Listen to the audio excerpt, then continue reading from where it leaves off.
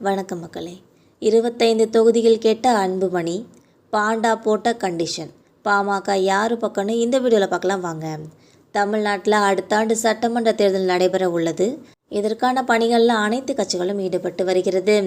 திமுக தரப்பில் காங்கிரஸ், இந்திய communist, Marxist, மதிமுக, விசிக, இந்திய யூனியன் முஸ்லீம் லீக் கட்சி என கூட்டணி வலுவாக உள்ளதுன்னே சொல்லலாம். ஆட்சியை மீண்டும் கைப்பற்றும் நோக்கத்தில் களமிறங்கியுள்ள அதிமுக கூட்டணியில் தற்சமயம் வரை பாஜக மட்டுமே மிகப்பெரிய கட்சியாக உள்ளது. தமாக இந்த கூட்டணியில் இடம் பெற்றாலும் தினகரன், பன்னீர்செல்வத்தையும் உள்ளே கொண்டு வர தொடர் நடவடிக்கை மேற்கொள்ளப்பட்டு வருகிறது. அதிமுக பாஜக கூட்டணி உருவாகியது முதலே கூட்டணியில் பாமகவை கொண்டு வர தொடர்ந்து நடவடிக்கைகள் மேற்கொள்ளப்பட்டு வருகிறது. ஆனால் ராமதாஸ் தலைமை, அன்புமணி தலைமை பிளவு என விரிவுபட்டு இருக்கும் பாமக எந்த பக்கம் செல்வது என்று குழப்பத்தில் உள்ளது. இந்த சூழலில் தமிழக தேர்தல் பொறுப்பாளராக பாஜக சார்பில் நியமிக்கப்பட்டுள்ள பைஜெயந்த் பாண்டாவிடம் அன்புமணி பேச்சுவார்த்தை நடத்தியுள்ளார்.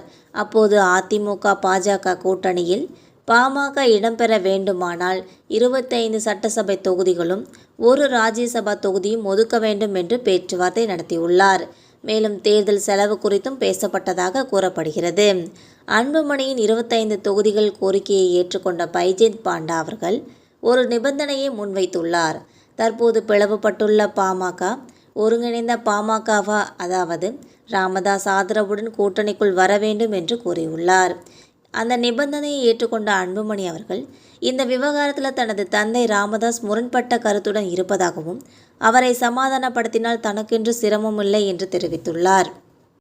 மேலும் பாண்டாவிடம் 99% பாமகவினர் தன் பக்கமே இருப்பதாகவும் 1% மட்டுமே ராமதாஸ் பக்கம் இருப்பதாகவும் தெரிவித்துள்ளார்.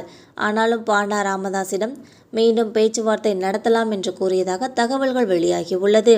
மேலும் அன்புமணி கேட்ட ஒரு ராஜ்யசபா எம்பி பதவியை கொடுப்பது குறித்து எடப்பாடி பழனிசாமியை தீர்மானிக்க முடியும் என்று பாண்டா திட்டவட்டமாக தெரிவித்துவிட்டார். அதிமுக கூட்டணிக்குள் பாமக மட்டுமின்றி தேமுதிக மற்றும் தவேகாவை கொண்டு வரவும் தொடர்ந்து பேச்சுவார்த்தை நடைபெற்று வருகிறது.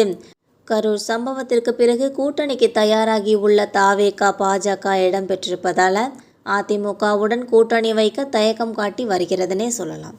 ஆனாலும் விஜயை கூட்டணிக்குள் கொண்டு வர அதிமுக தரப்பில் தொடர் நடவடிக்கைகள் மேற்கொள்ளப்பட்டு வருகிறது.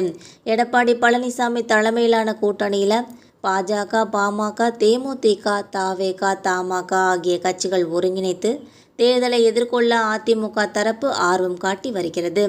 தேர்தலுக்கு இன்னும் 6 மாத காலமே இருப்பதால் விரைவில் பாமக, தேமுதிக ஆகிய கட்சிகள் எந்த பக்கம் இருப்பார்கள் என்பதை காணலாம். இந்த வீடியோ உங்களுக்கு பிடிச்சிருந்தா மறக்காமல் சப்ஸ்கிரைப் பண்ணி பெல் ஐகானை கிளிக் பண்ணி வச்சுக்கோங்க. அப்போ தான் நம்ம போகிற டெய்லி வீடியோஸ் உடனுக்குடன் நோட்டிஃபிகேஷனாக வந்து சேரும். தேங்க்யூ.